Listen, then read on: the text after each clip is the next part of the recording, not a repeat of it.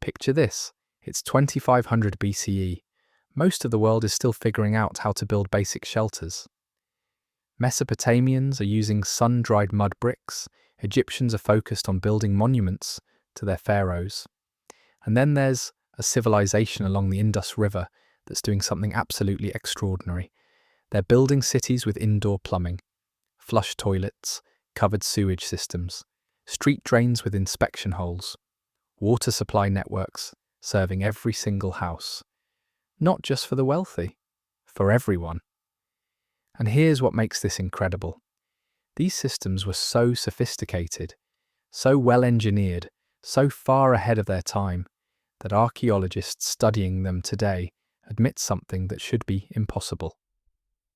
The drainage systems of the ancient Indus Valley were more advanced than what existed in contemporary urban sites in the Middle East, more efficient than what existed in many areas of Pakistan and India when they were first excavated in the 1920s. Some aspects are more sophisticated than systems used in parts of the developing world right now.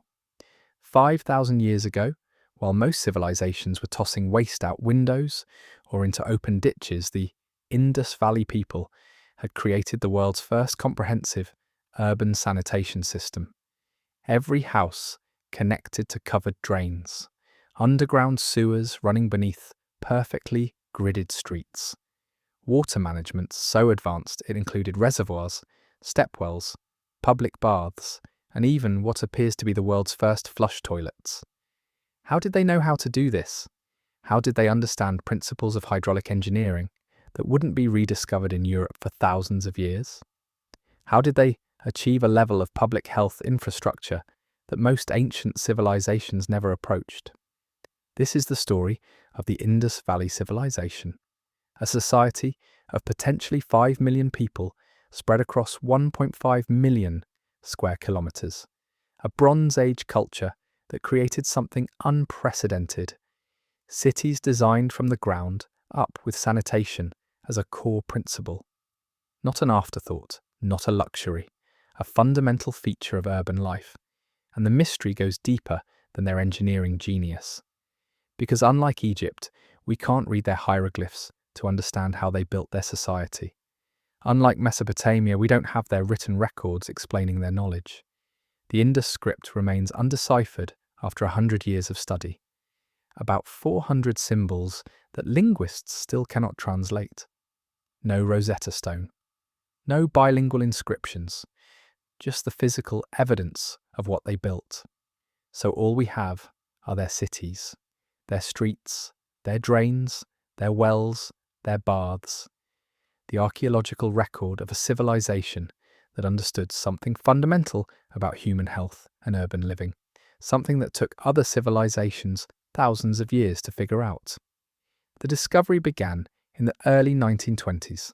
An Indian archaeologist named Daya Ram Sahni was excavating a site called Harappa in what was then British India, now Pakistan.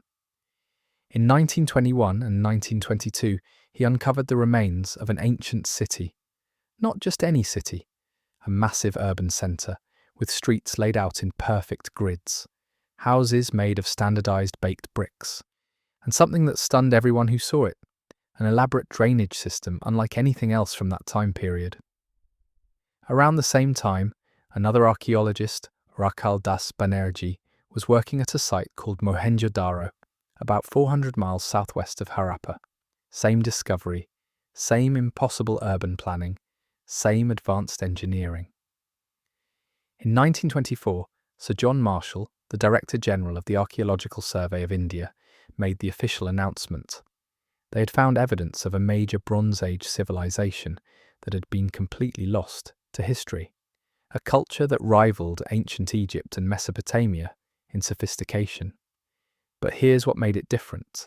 The Egyptians built pyramids, the Mesopotamians built ziggurats, the Indus Valley people, they built sewers, bathrooms, drainage ditches.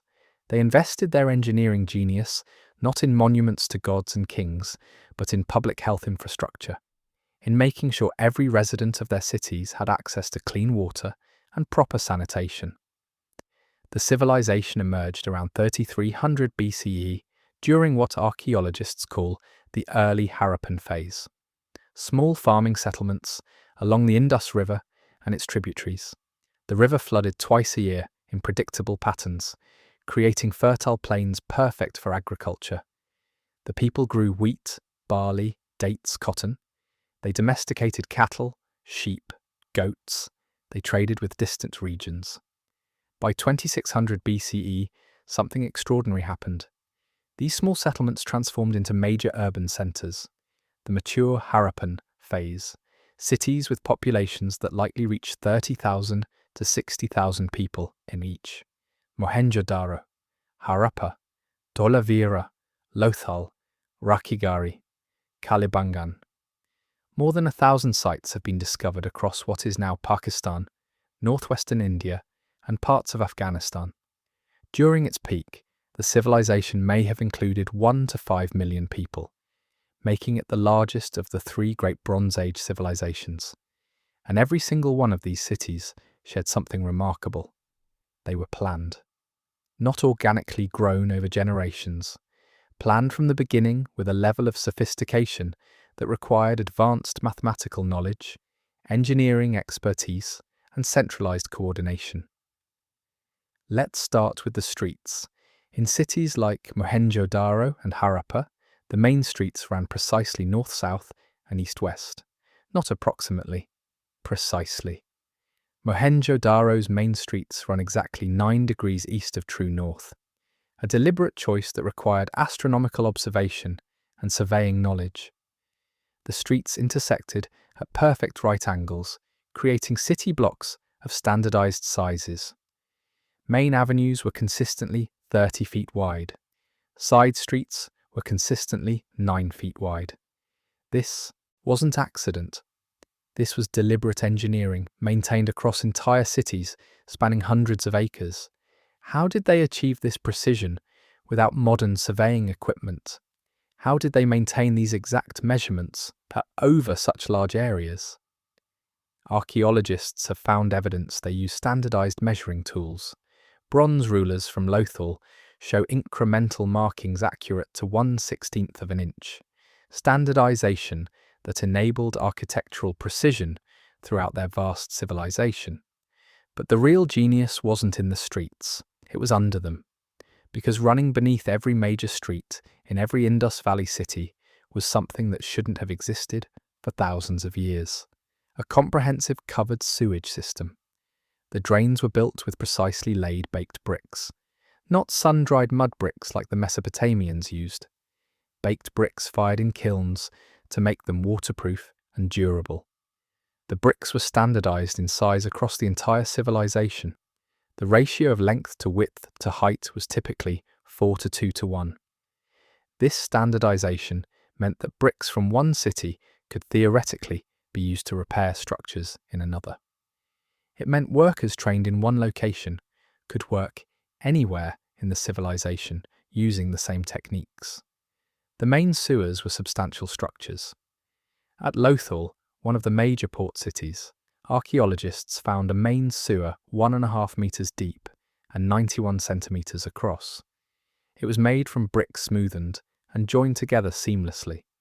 The expert masonry kept the sewer watertight. But here's where it gets remarkable.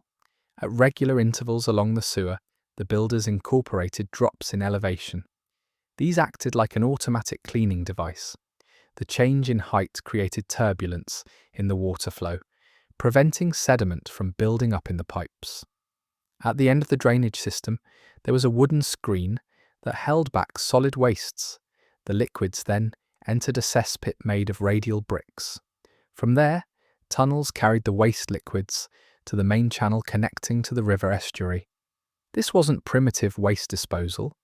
This was sophisticated wastewater management, incorporating principles that modern engineers would recognize as sound design. But the system didn't start at the main sewers. It started in individual homes. And this is where the Indus Valley Civilization truly becomes extraordinary. Because they didn't just build public drainage for important buildings or wealthy neighborhoods. They connected every house to the system. Rich or poor, every residence in Mohenjo-daro had access to the drainage network. Most houses in Indus Valley cities were built around a central courtyard. This wasn't just an aesthetic choice. The courtyard served multiple functions. It provided natural light to interior rooms. It allowed air to circulate through the house, regulating temperature in the hot climate. It was a focal point for family activities. Many houses had private wells in these courtyards, providing direct access to fresh water. And most houses, even modest ones, had a dedicated bathroom, a room set aside specifically for bathing and waste disposal. The bathroom typically had a sloped floor made of carefully laid bricks sealed with waterproof materials. There was a washing platform where residents could stand and pour pitchers of water over themselves. The water would drain into a hole in the floor. That hole connected to a clay brick pipe. The pipe led to a shared brick drain that fed into a soak pit or cesspit. Some of the wealthier homes had something even more advanced: dedicated toilet facilities with what appears to be an early form of flush toilet. There was a waste disposal hole, essentially a primitive toilet seat built into the outer wall of the house. Residents would flush this by emptying a jar of water through the system. The water and waste would flow through a vertical chute via a clay brick pipe directly into the street drain. The street drains themselves were engineering marvels. They ran alongside the main streets, carefully constructed with precisely laid bricks.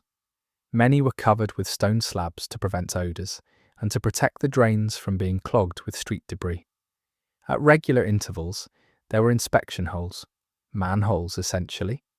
Workers could access the drains for cleaning and maintenance. The Indus Valley people understood that drainage systems need regular upkeep. They designed their system to make that maintenance possible. The drains were constructed with a specific slope, a grade of 1 in 40, meaning for every 40 units of horizontal distance, there was 1 unit of vertical drop. This precise gradient ensured proper water flow. Too steep and water rushes through too fast, potentially damaging the system and not properly cleaning the pipes. Too shallow and water moves too slowly, allowing sediment to build up and eventually clog the system. The Indus Valley engineers got it exactly right. It's the same principle civil engineers use today. As the city's population grew and the amount of waste processed increased, the people adapted their infrastructure. Archaeological evidence shows that the walls of the drain ditches gradually grew in size over time. The builders raised the brick walls alongside the drains to prevent effluent overflow into the streets. They monitored their system's capacity and expanded it to meet demand. This suggests not just initial engineering brilliance, but ongoing urban management and maintenance programs. The sophistication of the system becomes even clearer when you look at how it connected to larger public infrastructure. Drains from individual houses connected to wider public drains laid along the main streets. These public drains then connected to even larger underground sewers. The network was hierarchical, like a tree with branches feeding into larger and larger channels.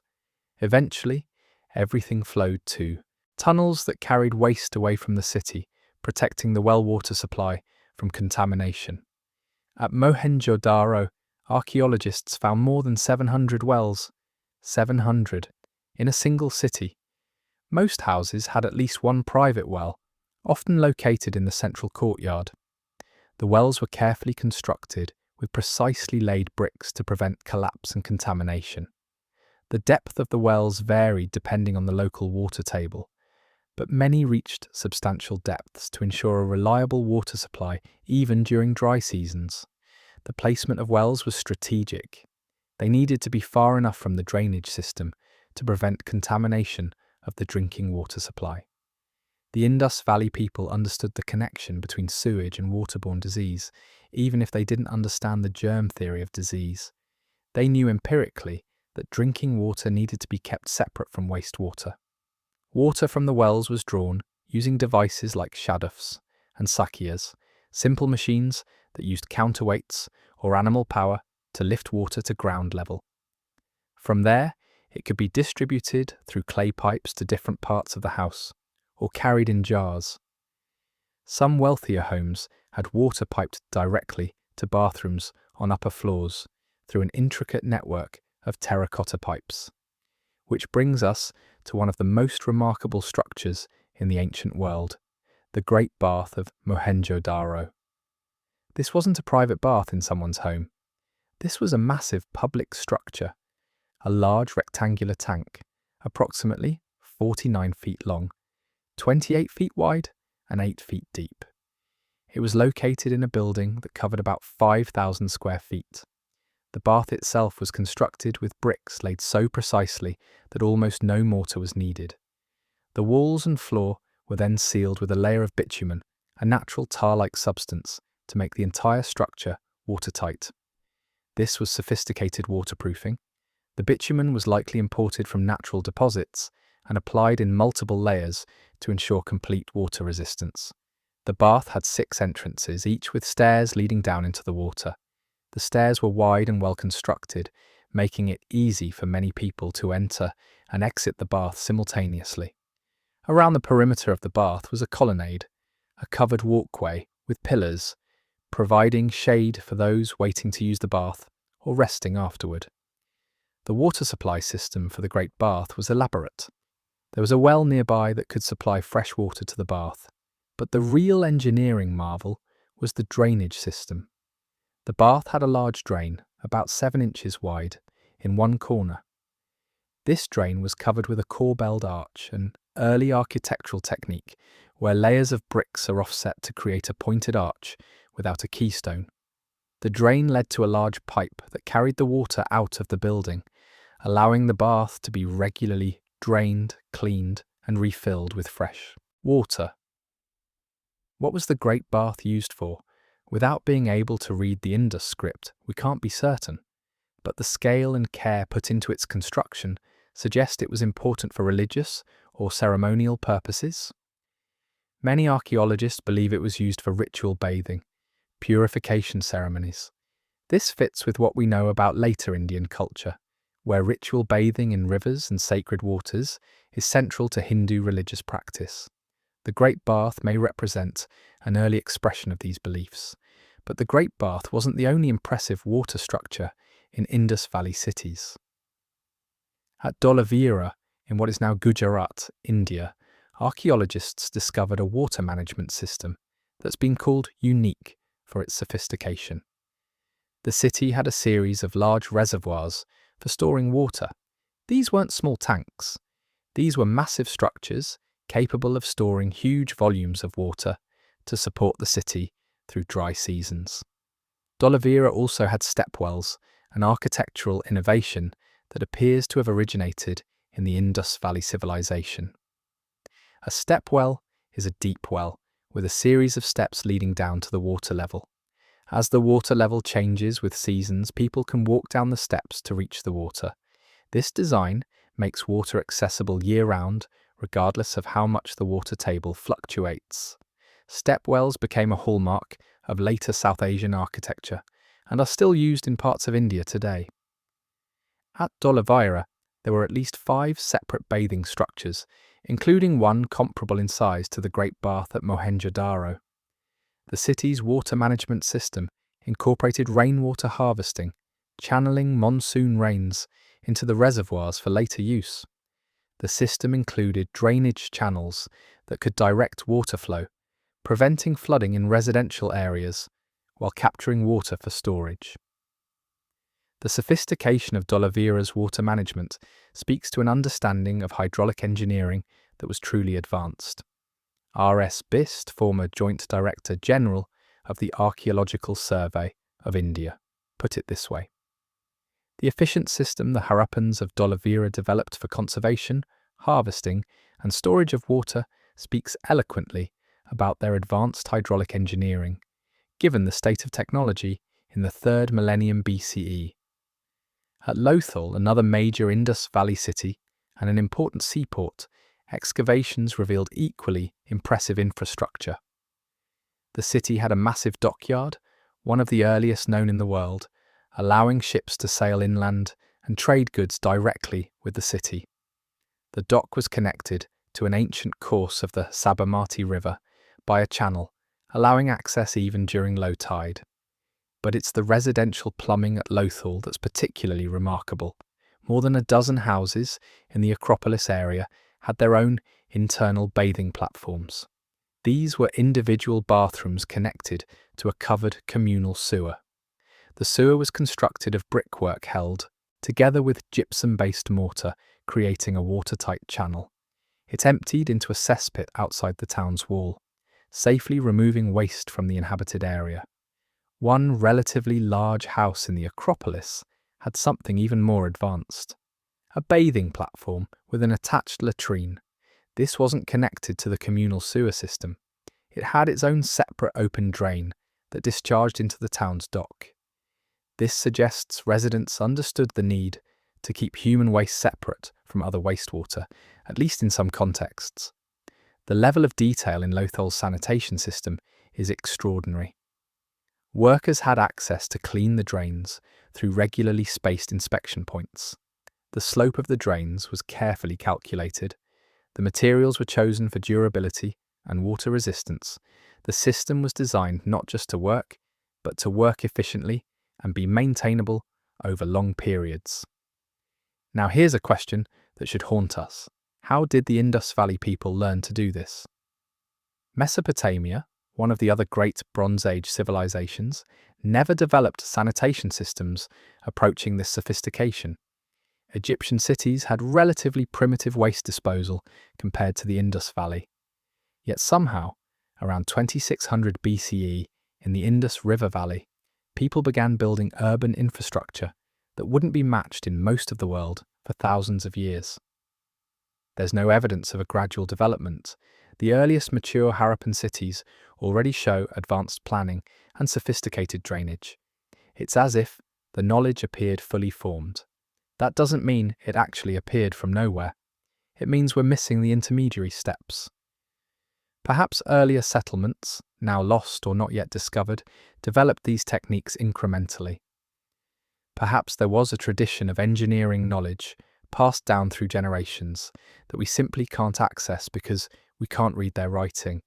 What we can see is the result: cities designed from the ground up with public health as a priority, urban planning that puts sanitation on par with residential housing, commercial areas, and public buildings. A civilization-wide commitment to standardization that allowed these systems to work efficiently. And the commitment to standardization went far beyond bricks. The Indus Valley Civilization used standardized weights and measures across their entire territory. Archaeologists have found thousands of small cubical stones, carefully cut to standardized weights. These were used in trade, ensuring fairness in commercial transactions across hundreds of miles. The standardization of weights meant a merchant from Harappa could trade in Lothal, confident that a weight meant the same thing in both cities. This standardization extended to almost every aspect of material culture. Pottery followed similar styles and dimensions. Seals used for trade and administration showed remarkable uniformity. Even artistic motifs were consistent across the civilization. This suggests either a highly organized central authority that imposed standards, or a shared cultural system so strong that standardization emerged naturally from common practices and beliefs. The metallurgical work was equally advanced. The Indus Valley people mastered bronze making with a level of sophistication that surprises modern metallurgists. They created bronze with precisely 11% tin content, the optimal proportion for durability and workability. Their copperwork shows evidence of cold hammering techniques that increased hardness by realigning the metal's molecular structure. When modern metallurgists tried to reproduce their copper drills using ancient methods, they couldn't match the hardness achieved by the Harappans. Microanalysis revealed that the Harappans had developed a method to reduce impurities in copper to less than 0.1%. That's a level of purity that wasn't achieved in Europe until the Renaissance, thousands of years later. How did they know how to do that? What techniques did they use to refine copper to such high purity without modern chemical processes? The surgical precision of Indus metal tools defies easy explanation. Their perfectly balanced copper axes have cutting edges that demonstrate not just skill, but deep understanding of materials science. The fact that we struggle to replicate their results using similar ancient methods suggests they possessed knowledge that wasn't written down or wasn't preserved in forms we can access. In terms of agriculture, the Indus Valley Civilization was equally innovative. While other civilizations were still practicing simple field rotation, the Indus Valley people appear to have been rotating crops 4,500 years ago. They understood that different crops deplete different nutrients from the soil, and by rotating what they planted, they could maintain soil fertility without modern fertilizers. They grew wheat and barley as staples, but also cultivated rice, peas, sesame seeds, and dates. They may have been the first civilization to grow cotton, spinning and weaving it into cloth that became a valuable trade commodity. Cotton fabric from the Indus Valley has been found in distant Mesopotamian sites, evidence of far-reaching trade networks. And that brings us to another mystery. The Indus Valley people were prolific traders. They established trade networks reaching Mesopotamia, Afghanistan, the Arabian Peninsula, and Central Asia. Seals and other artifacts from the Indus Valley have been found in Mesopotamian cities.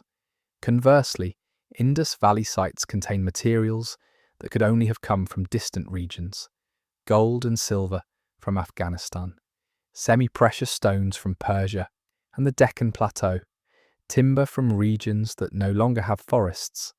The existence of specialized port cities like Lothal shows they engaged in maritime trade. They built ships capable of carrying cargo across the Arabian Sea.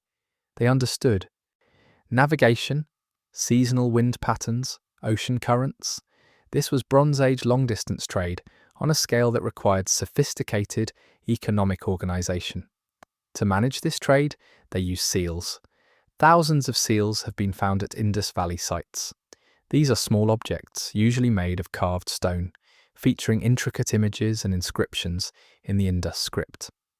The most common image is what's called the unicorn, though it's unclear whether this represents a real animal viewed in profile or a mythical creature.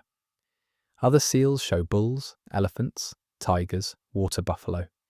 The animals are rendered with remarkable skill and attention to detail.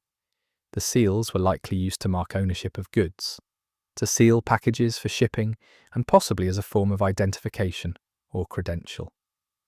The inscriptions on them might include names, titles, or information about the goods, but we can't read them.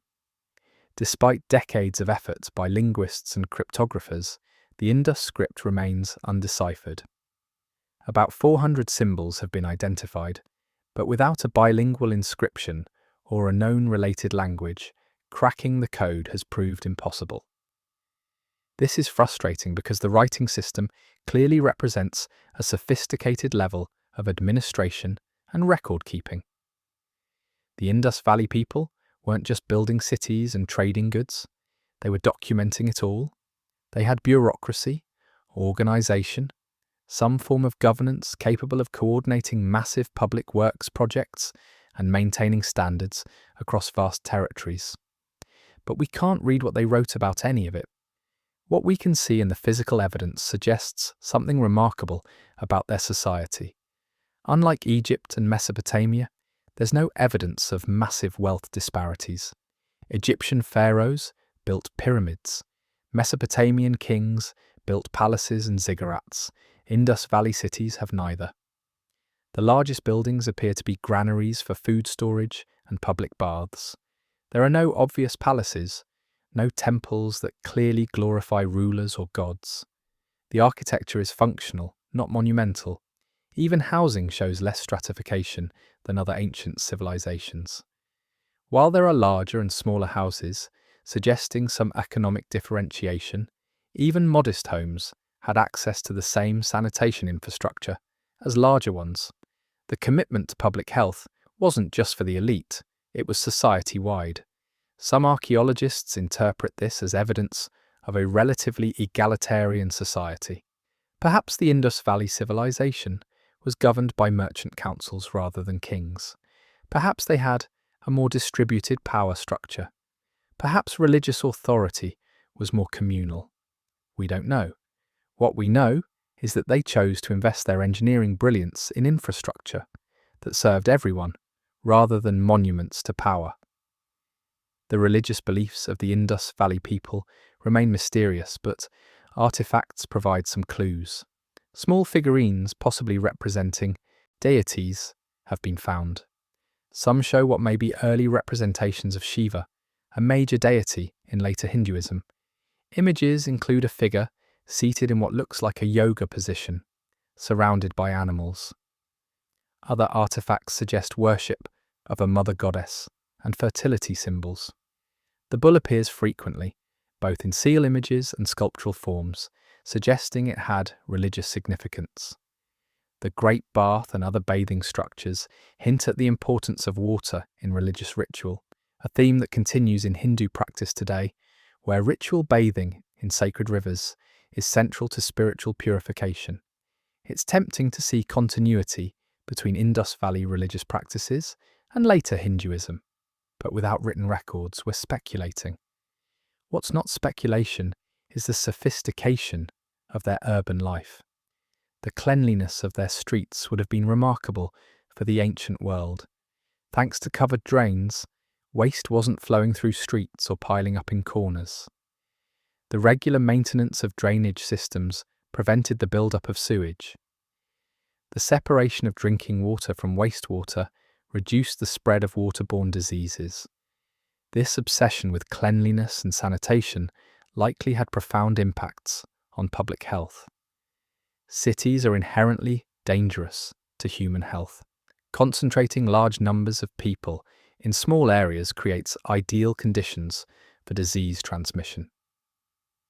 Throughout most of human history, urban areas had higher mortality rates than rural areas.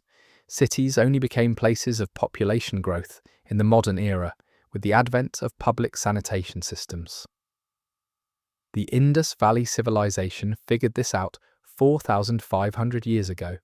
By building comprehensive sanitation into their cities from the beginning, they likely achieved population health outcomes far better than other ancient urban centres. This would have contributed to their civilization's stability and longevity. The mature Harappan phase lasted from about 2600 BCE to 1900 BCE, 700 years of urban prosperity. That's longer than many civilizations in history, but eventually it ended. Around 1900 BCE, the Indus Valley Civilization began to decline. The great cities were gradually abandoned. The reasons remain debated, but environmental factors clearly played a role. Climate change may have reduced monsoon rains, decreasing river flows, and making agriculture more difficult. The Indus River itself appears to have shifted course, moving away from some cities and disrupting trade routes. There's evidence that another major river, the Saraswati mentioned in ancient Hindu texts, may have dried up entirely during this period.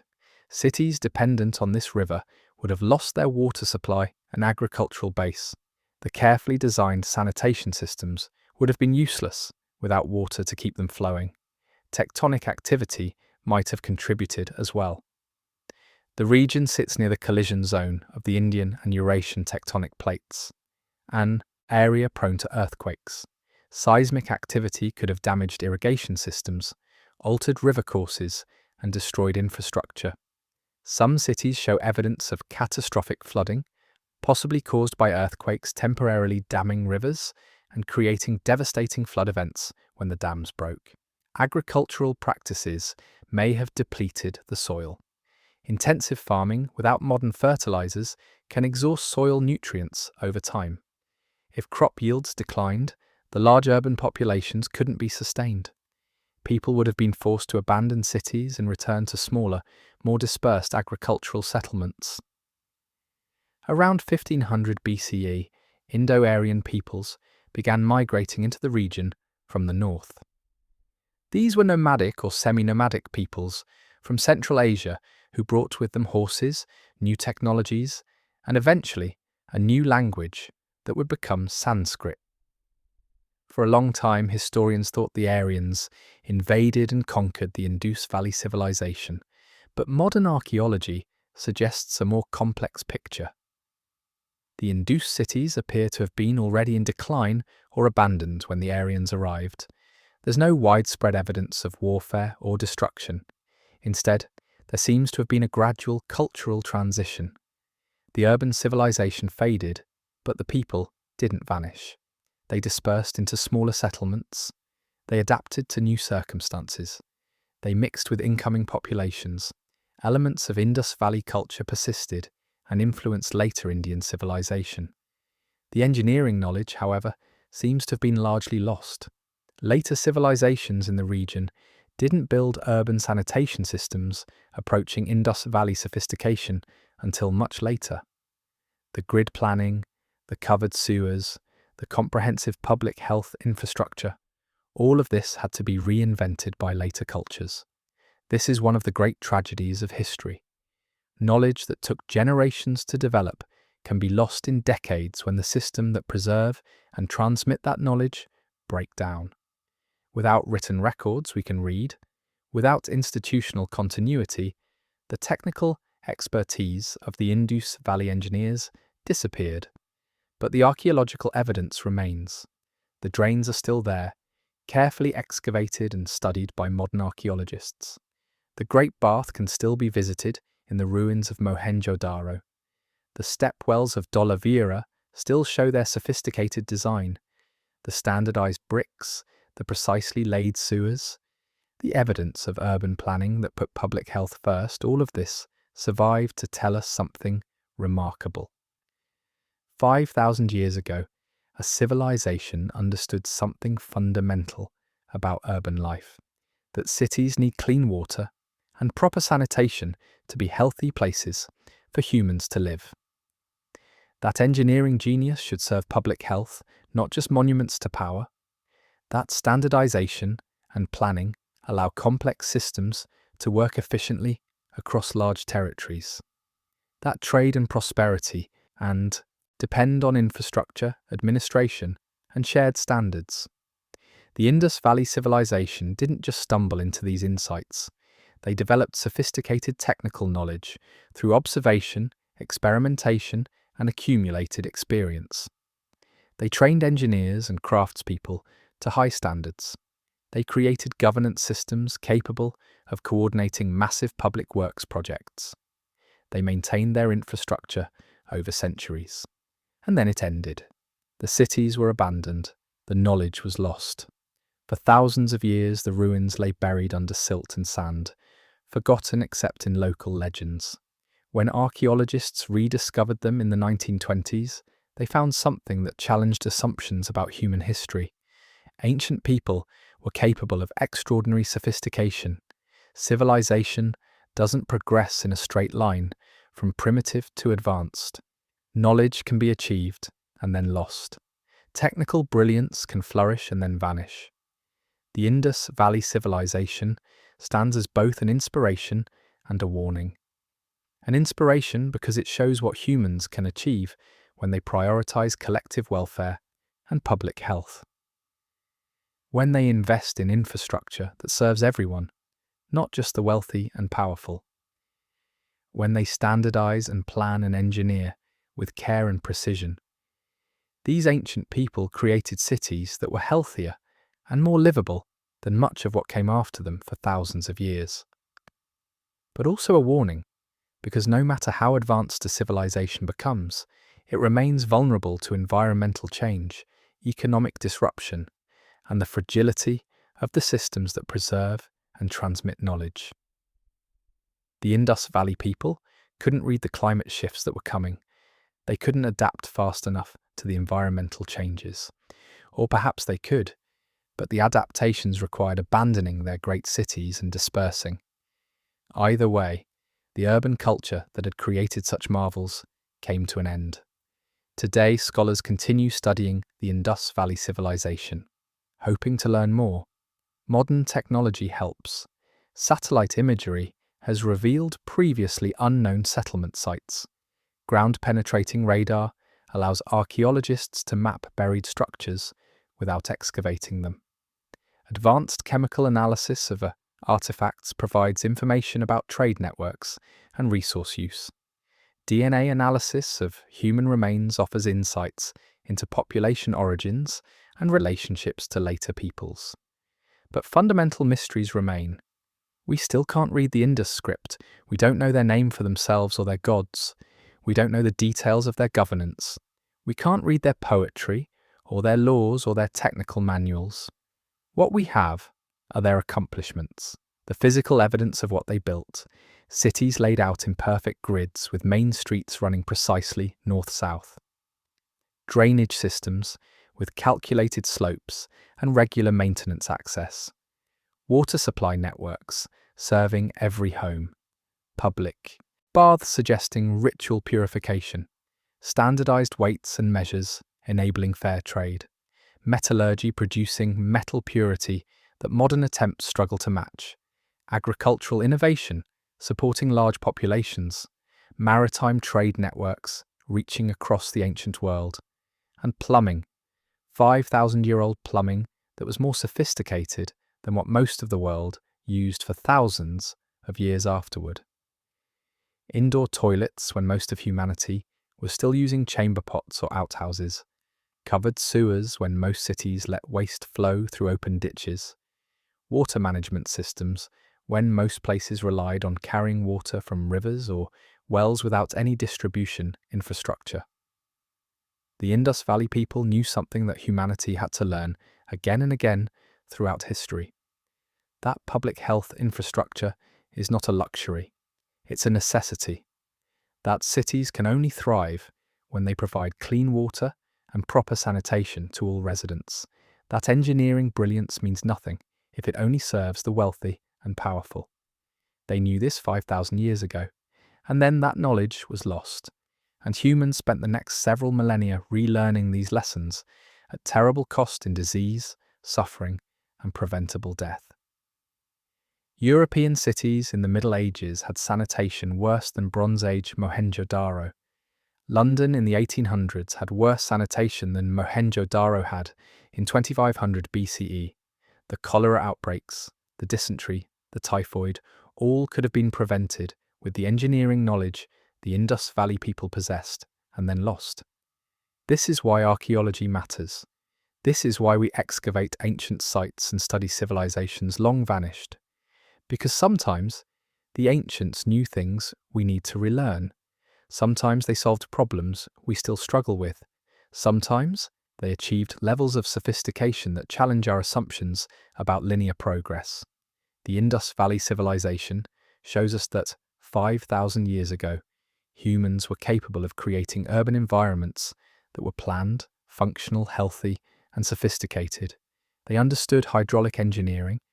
They grasped the connection between sanitation and disease even without germ theory.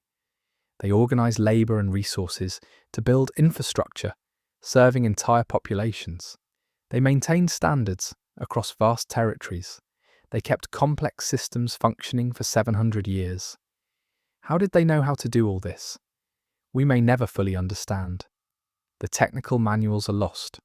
The training programs that taught engineers these skills left no written record we can read. The governmental systems that coordinated these projects remain mysterious. But the evidence of their achievement is undeniable. The next time you turn on a tap and clean water flows out, think about the Indus Valley. The next time you flush a toilet and waste disappears into a sewer system, remember that someone invented this 5,000 years ago. The next time you walk on a precisely laid street with proper drainage, consider that ancient engineers understood these principles before most of recorded history. The 5,000-year-old plumbing system, better than many modern cities, wasn't magic. It wasn't aliens. It wasn't lost super technology from Atlantis. It was human ingenuity, human observation, human engineering, people figuring out through trial and error, through accumulated experience, through passing knowledge from master to apprentice, how to build cities where humans could live healthy, prosperous lives. They did it without computers, without modern materials science, without germ theory or modern medical knowledge, just careful observation of what worked and what didn't, mathematical precision, engineering discipline, commitment to standards, and most importantly, a value system that prioritized public health infrastructure. That's the real mystery, not how they built their drainage systems. The techniques, while sophisticated, weren't impossible. The real mystery is why they chose to invest so heavily in public sanitation when other civilizations didn't. Why they made it a priority when they could have spent those resources on palaces and temples and monuments. Maybe they valued public health because they understood its connection to prosperity. Healthy populations are more productive, more creative, more capable of sustaining complex civilization. Maybe their religious beliefs emphasized cleanliness and purification in ways that made sanitation sacred. Maybe they had governance systems that gave voice to common people who demanded these services. We don't know. We can speculate based on the evidence, but without written records we can read, the motivations remain mysterious. What's not mysterious is the result.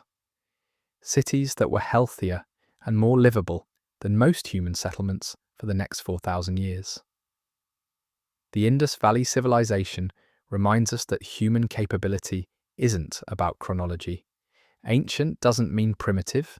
Modern doesn't guarantee advanced. People 5,000 years ago were just as intelligent as we are. They had the same cognitive capabilities. What they lacked was accumulated knowledge and technology. But give them time and they could figure out extraordinary things. They figured out urban sanitation. They figured out hydraulic engineering. They figured out how to build cities that worked. And then history moved on. And that knowledge was lost, and humanity had to figure it out again. That's the legacy of the Indus Valley Civilization. Not just that they achieved something remarkable, but that achievement is always fragile. Knowledge can be lost, civilization can decline. What seems permanent can vanish. The great cities became ruins.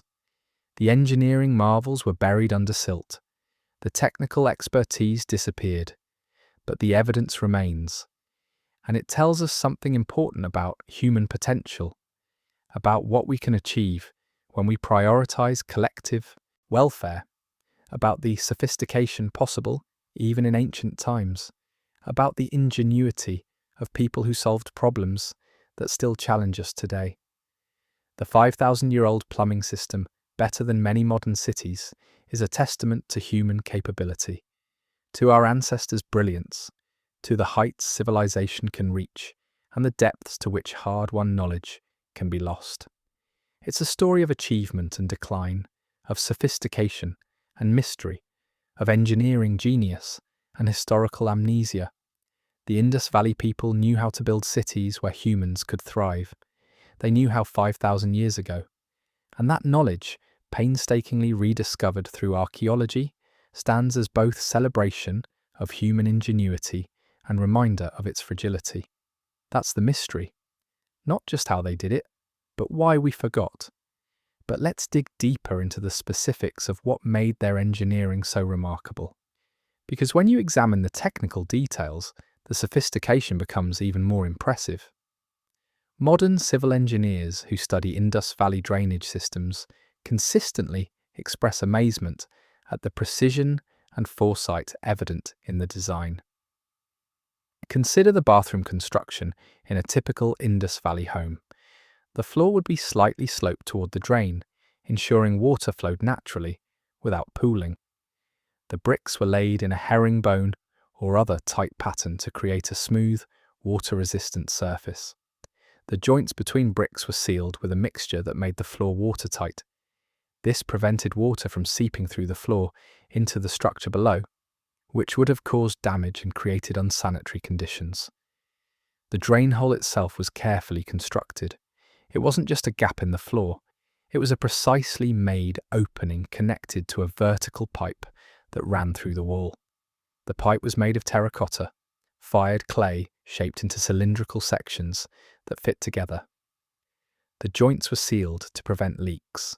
The pipe had to be properly sized, Too small, and it would clog easily. Too large, and it would be wasteful of materials and harder to construct properly. The Indus Valley engineers found the optimal diameter and standardized it. These pipes ran through walls in a way that didn't compromise structural integrity. The walls were made of baked brick, typically laid in a running bond pattern for strength. The pipes were integrated during construction, not cut through afterward. This required planning. The builders had to know before they started laying bricks exactly where the drainage pipe would go. They had to coordinate the plumbing layout with the architectural design. This level of integrated planning suggests architects and engineers working together, following standardized designs. The vertical pipes connected to horizontal drains at the base of the wall. These horizontal drains then connected to the street drainage system. The connection point was critical. It had to be secure to prevent leaks, but also accessible if repairs were needed. Archaeological evidence suggests they used inspection chambers at these connection points. Small pits where the private drain met the public drain, covered with stone slabs, allowing workers to access the junction if blockages occurred. The street drains themselves show remarkable engineering. They weren't just trenches lined with brick, they were carefully constructed channels with specific dimensions. The width and depth were standardized within each city, allowing for predictable flow rates. The bottom was carefully graded to maintain the 1 in 40 slope. If the natural terrain didn't provide this slope, the engineers would build up the ground to create it, laying foundations of packed earth or rubble before building the drain channel on top. The cover slabs for the drains were substantial pieces of stone or fired brick. They had to be strong enough to support the weight of foot traffic, carts, and possibly even cattle being driven through the streets, but they also had to be removable for maintenance. The slabs were typically sized so 1 or 2 workers could lift them, providing access to the drain for cleaning. At regular intervals, the drains had what modern engineers would call manholes or inspection chambers. These were larger openings, sometimes with steps leading down, allowing workers to enter the drain system for thorough cleaning or repairs. The presence of these access points shows the Indus Valley people understood that drainage systems require ongoing maintenance. They designed their infrastructure for long-term operation, not just initial construction. The brick quality itself deserves attention. The Indus Valley people used baked bricks rather than sun-dried mud bricks. Baking bricks in kilns requires significantly more fuel and labour than simply drying them in the sun. But baked bricks are far more durable, especially in wet conditions. For drainage systems constantly exposed to water, baked bricks were essential.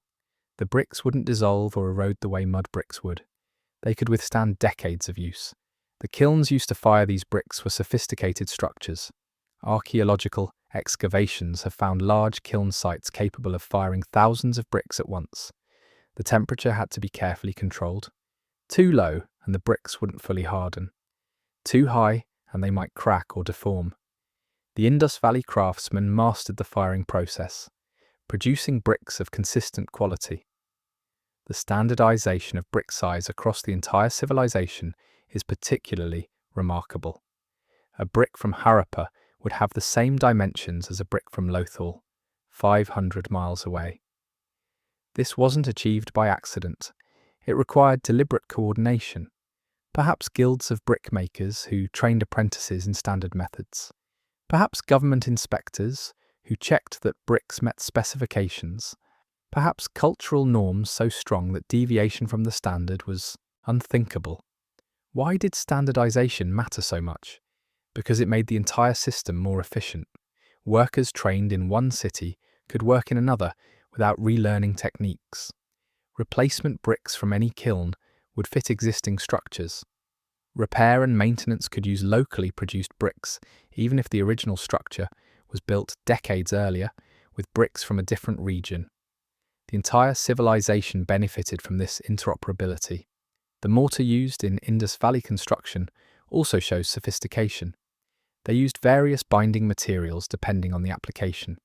For structures that would be exposed to water, they used gypsum-based mortar. Gypsum, when properly prepared and applied, creates a waterproof bond that holds up well in wet conditions. For other structures, they might use clay-based mortar or lime mortar. The choice of mortar was matched to the specific requirements of each structure. Let's talk about the Great Bath again, because its construction reveals even more about Indus Valley engineering capabilities. The bath was built in 2 layers. First, there was a core structure of baked brick, carefully laid to create the basic shape of the tank. This core provided structural strength. Then on top of this core, they added a facing layer of perfectly cut, precisely laid bricks. The joints between these facing bricks were so tight that very little mortar was needed. This created a smooth surface, pleasant to walk on and sit against. But the real waterproofing came from the bitumen layer. Bitumen is a naturally occurring tar-like substance found in certain geological formations.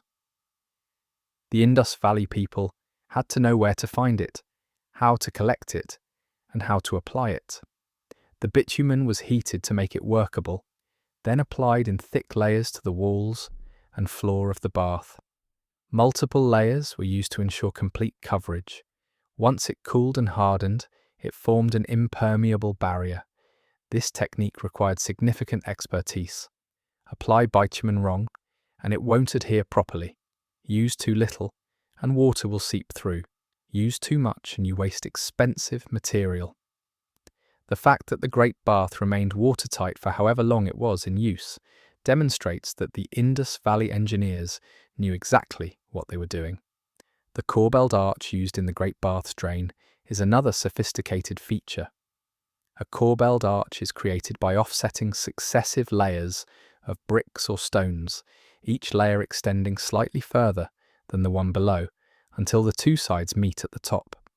This creates an arch shape without requiring a keystone or formwork. It's an ancient architectural technique, but one that requires precise calculation. Each layer must extend far enough to create the arch shape, but not so far that the structure becomes unstable. The Indus Valley builders clearly understood the principles of load distribution and structural stability. Now let's consider the scale of what was achieved. Mohenjo-daro, at its peak, likely had a population of 30 to 60,000 people. That's a substantial city by Bronze Age standards. Every one of those tens of thousands of people had access to the drainage system. Imagine the quantity of wastewater produced, thousands of people bathing daily, cooking, washing clothes and dishes, using toilets. All of that water had to be collected, channeled through the drainage network, and disposed of safely. The capacity of the system had to be sufficient to handle peak flows.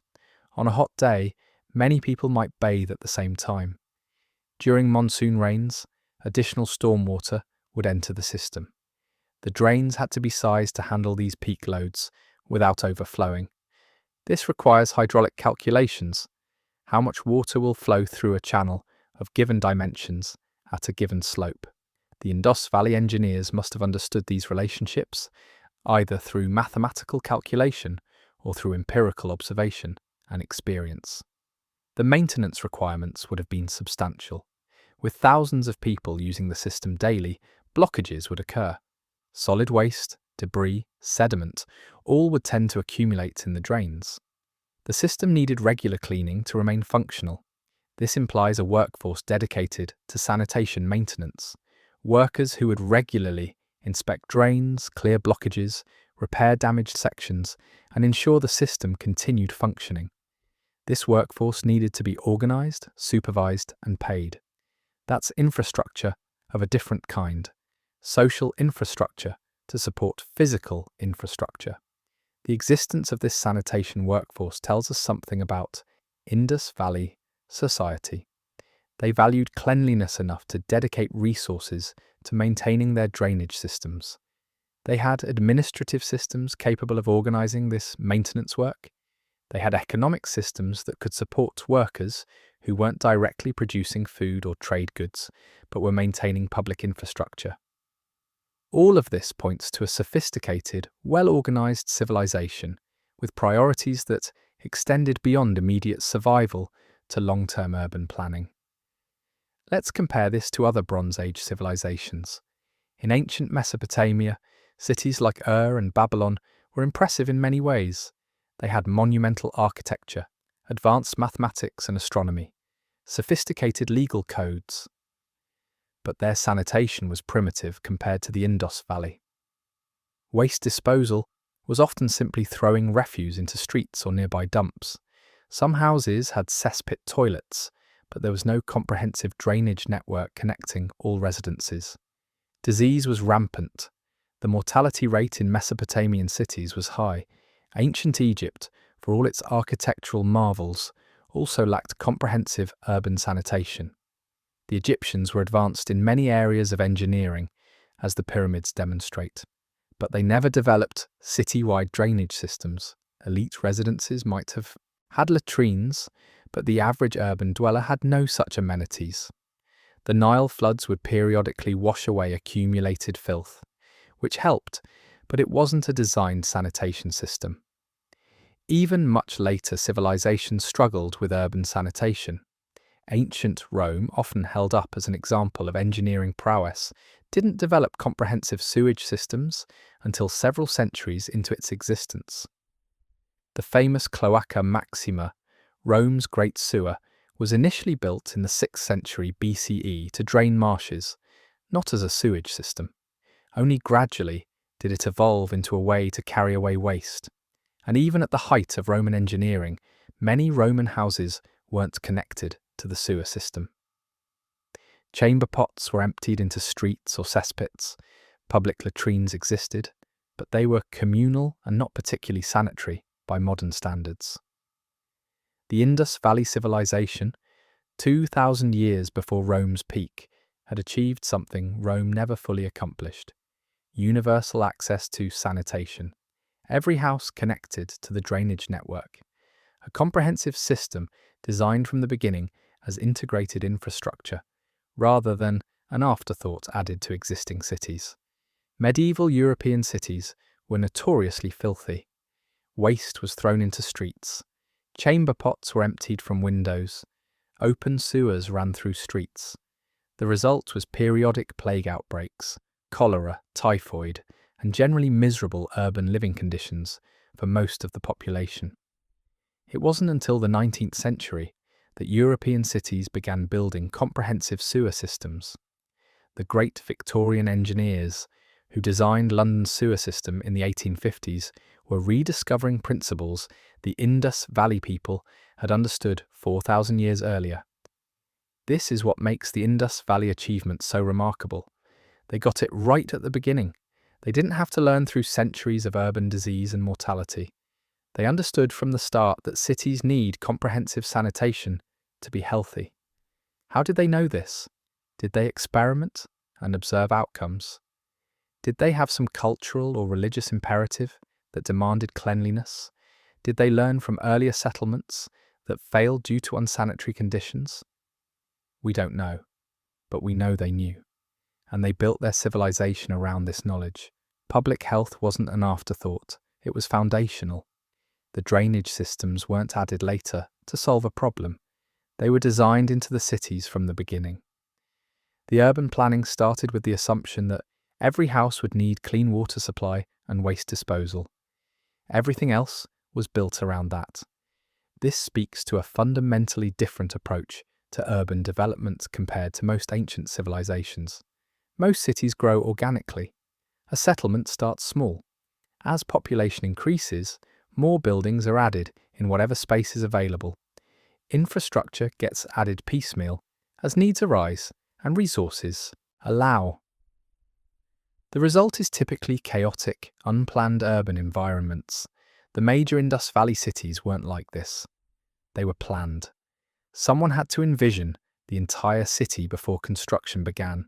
Someone had to design the street grid, allocate space for different functions, plan the drainage network, coordinate the construction. This required authority, expertise, and resources. It required a governing system capable of long-term planning and large-scale coordination. What kind of government could achieve this? We don't know. There's no evidence of palaces or monuments to individual rulers, No obvious temples glorifying specific deities. The Indus Valley society seems to have been less hierarchical than Egypt or Mesopotamia. Perhaps they were governed by councils of merchants or religious leaders. Perhaps they had a more distributed power structure. Perhaps they had kings who simply chose not to build monuments to themselves. Whatever their political system, it was effective at organizing large-scale public works. It maintained standards across vast distances. It kept cities functioning for centuries. That takes administrative capability, economic resources, and social organization. The Indus Valley Civilization had all of these, even if we can't read their records of how it worked. Let's talk about water supply, because sanitation only works if you have adequate clean water to begin with. The wells found throughout Indus Valley cities show sophisticated understanding of groundwater hydrology. The depth of wells varied depending on local conditions. Near rivers, wells might be relatively shallow, tapping into groundwater recharged by the river. Further from rivers, wells had to be deeper to reach the water table. The construction of these wells required precision. Dig too quickly or carelessly, and the well walls could collapse, burying workers. The Indus Valley well builders used a technique where they would dig down a certain distance, then line the walls with baked brick before continuing deeper. The brick lining prevented collapse and provided a smooth, sealed interior that prevented contamination from surrounding soil. The diameter of wells was carefully chosen. Too narrow and drawing water is difficult. Too wide and you waste materials and labour in construction. The standard well diameter across Indus Valley cities suggests they had determined an optimal size through experience. The wells typically had steps or footholds built into the lining, allowing workers to descend for cleaning and maintenance. Water quality was important. Wells had to be located far enough from drainage systems to prevent contamination. The permeable soil could allow wastewater to seep into groundwater, so placement required careful thought. The Indus Valley planners clearly understood this risk. Archaeological evidence shows wells were strategically located in areas where groundwater flow would be away from drainage systems, or where depth created sufficient separation. Some wells served individual houses, others were communal, serving neighbourhoods. The existence of both types suggests a mixed system accommodating different economic levels and urban densities. Wealthier households could afford private wells. Others used community wells, probably located in public spaces designed for this purpose. This combination ensured everyone had water access, while allowing those who could afford it to have private supply. The step wells found at sites like Dolavira are particularly impressive. These are architectural features as much as functional infrastructure. A step well descends deep into the ground, with stairs or terraces allowing people to walk down to the water level. As the water table fluctuates with seasons, people simply walk further down, or not as far, to reach the water. This design provides reliable water access year-round. Building a step well requires moving enormous quantities of earth and stone. The excavation itself is a major engineering project. Then the walls must be lined with precisely laid stone or brick to prevent collapse. The steps must be constructed at proper dimensions for safe use. The entire structure must be stable enough to last decades or centuries. The step wells at Dolavira have survived 4,500 years, testament to the quality of construction. The reservoir system at Dolavira shows even more sophisticated water management. The city had multiple large reservoirs, some of them enormous by ancient standards. These weren't natural features. They were deliberately constructed with excavated basins, lined walls, and inlet and outlet channels. The reservoirs collected rainwater during monsoons, storing it for use during dry months.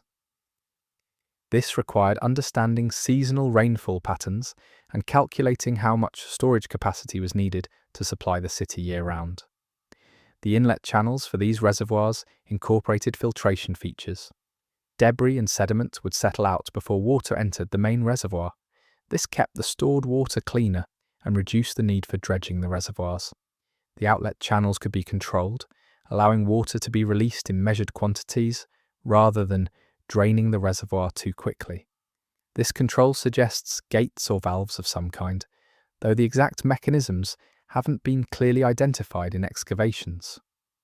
The integration of rainwater harvesting into urban design shows remarkable foresight.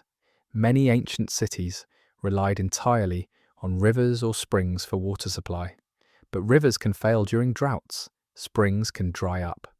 By harvesting and storing rainwater, the Indus Valley cities made themselves more resilient to water supply disruptions. They were planning not just for normal years, but for bad years. That's sophisticated risk management. Consider the social implications of this infrastructure. If everyone has access to clean water and sanitation, disease spreads less easily. Lower. Disease burden means children are more likely to survive to adulthood. Adults spend less time sick and more time working productively. The overall health of the population improves, which in turn improves economic productivity, social stability, and quality of life. This probably contributed to the Indus Valley Civilization's longevity and prosperity. A healthy population could support the large cities. Parents didn't lose multiple children to preventable diseases. Workers weren't constantly weakened by dysentery and cholera. The cities could maintain stable populations without constantly requiring migration from rural areas to replace urban dead. This demographic stability would have made long-term planning easier and allowed accumulation of wealth and knowledge. The economic implications are also significant. Building and maintaining this infrastructure required enormous resources, but the return on investment would have been substantial. Healthier workers are more productive. Time not spent sick is time available for economic activity. Lower mortality means less disruption from constant death and replacement. The infrastructure itself created employment for construction workers, maintenance crews, and administrators. Trade benefited from this infrastructure too. A city with good water supply and sanitation is a more attractive place to live and work. Merchants would prefer to do business in cities where disease risk was lower. Craftspeople would prefer to set up workshops where they weren't constantly falling ill. The reputation of Indus Valley cities as clean, well-managed urban centres would have been a competitive advantage in attracting trade and skilled workers. The ports like Lothal show how infrastructure supported trade. The dockyard could accommodate sea-going vessels, allowing direct maritime trade with distant regions. But the dock itself had to be supplied with fresh water for ship crews and maintained with proper drainage to prevent flooding. The residential areas near the port needed sanitation to prevent disease from spreading among the dense population of dock workers, sailors, and merchants. All of this required integrated planning. The trade infrastructure didn't exist in isolation. It was part of a comprehensive urban system. Think about the sophistication required to maintain all this over centuries.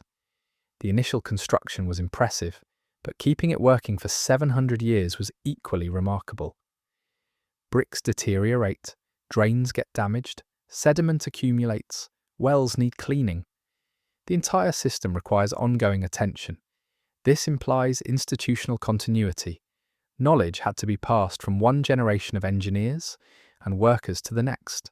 Standards had to be maintained. Resources had to be consistently allocated to maintenance rather than just new construction. This institutional continuity suggests political and social stability. Civilizations in turmoil don't maintain complex infrastructure. When governance breaks down, maintenance stops, systems fail, and cities become less livable. The fact that Indus Valley infrastructure was maintained for centuries suggests their social and political systems were stable and effective, even if we don't understand their details. The craft specialization evident in Indus Valley cities also depended on this infrastructure. Metal workers, potters, bead makers, seal carvers, all these specialized craftspeople needed urban environments where they could focus on their craft rather than subsistence farming.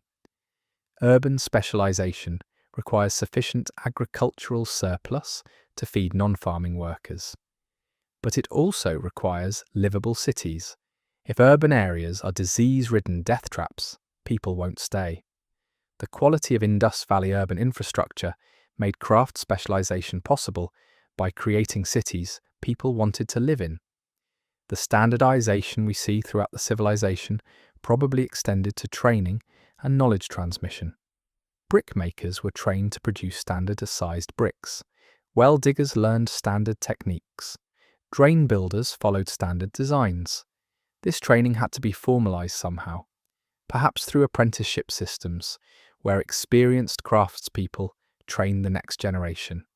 Perhaps through guilds that maintained standards and controlled who could practice particular crafts.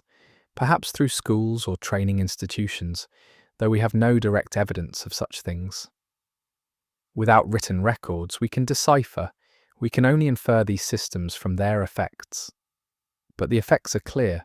The uniformity of construction across hundreds of sites over hundreds of years could only result from systematic transmission of knowledge and strict maintenance of standards. This was a civilization with strong institutions, effective training systems, and cultural norms that valued consistency and quality. When we compare the Indus Valley achievements to modern infrastructure challenges, the relevance becomes clear. Today, billions of people worldwide still lack access to basic sanitation. According to recent estimates, over 2 billion people don't have safely managed drinking water and sanitation services. The health consequences are devastating. Waterborne diseases kill hundreds of thousands annually, most of them children. Lack of sanitation is both a cause and effect of poverty, creating a cycle difficult to break. The Indus Valley Civilization solved this problem 4,500 years ago. With Bronze Age technology and without modern understanding of disease transmission, they created universal access to clean water and sanitation. They did it through careful planning, consistent standards, adequate resource allocation, and long-term institutional commitment. These same principles apply today. The technology is less important than the commitment to making sanitation a priority and the planning to do it right. Modern civil engineers study Indus Valley sites to understand what was achieved. The principles are still valid. Proper slope for drainage, separation of clean water from wastewater, regular maintenance access, adequate capacity for peak loads, integration of infrastructure into urban planning from the beginning rather than as afterthought. These weren't ancient mysteries. They were practical engineering knowledge gained through experience and observation. Knowledge that remains relevant today. The tragedy isn't just that this knowledge was lost after the Indus Valley Civilization declined. The tragedy is that even knowing what was achieved, even having archaeological evidence of how it worked, many modern cities still fail to provide adequate sanitation to all residents. It's not a knowledge problem anymore. It's a priority problem. The Indus Valley people made it a priority. Many modern societies still haven't. This is what makes the story of Indus Valley sanitation not just interesting history, but urgently relevant. It demonstrates that comprehensive urban sanitation was achievable with ancient technology when prioritized. It shows that the excuse is often made for inadequate modern sanitation infrastructure. Too expensive, too complex, too difficult to coordinate. These weren't insurmountable barriers for Bronze Age engineers. They certainly shouldn't be for societies with far greater resources and technological capabilities. The evidence of what the Indus Valley people achieved stands as both inspiration and indictment. Inspiration because it shows what's possible when societies commit to public health as foundational priority. Indictment because it shows how far short many modern societies fall despite having every advantage the ancient world lacked. That's perhaps the deepest mystery of all. Not how the Indus Valley people knew to build comprehensive sanitation systems, but why, with all our modern knowledge, technology, and resources, we've failed to ensure everyone has what the Indus Valley people provided 4,500 years ago. They knew clean water and sanitation were essential for urban life. They knew everyone needed access, not just the wealthy. They knew this had to be planned and built into cities from the beginning. They knew it required ongoing maintenance and resource allocation. And they did it with baked bricks and Bronze Age tools. We know all of this and more. We understand germ theory. We have modern materials and machinery. We have global knowledge sharing. Yet billions still lack basic sanitation.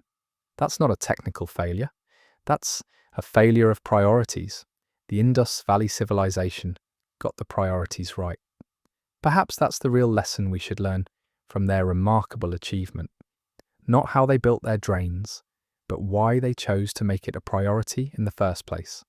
That choice, repeated in cities across their civilization for 700 years, created healthier, more prosperous, more livable urban environments than most of humanity would see again for thousands of years.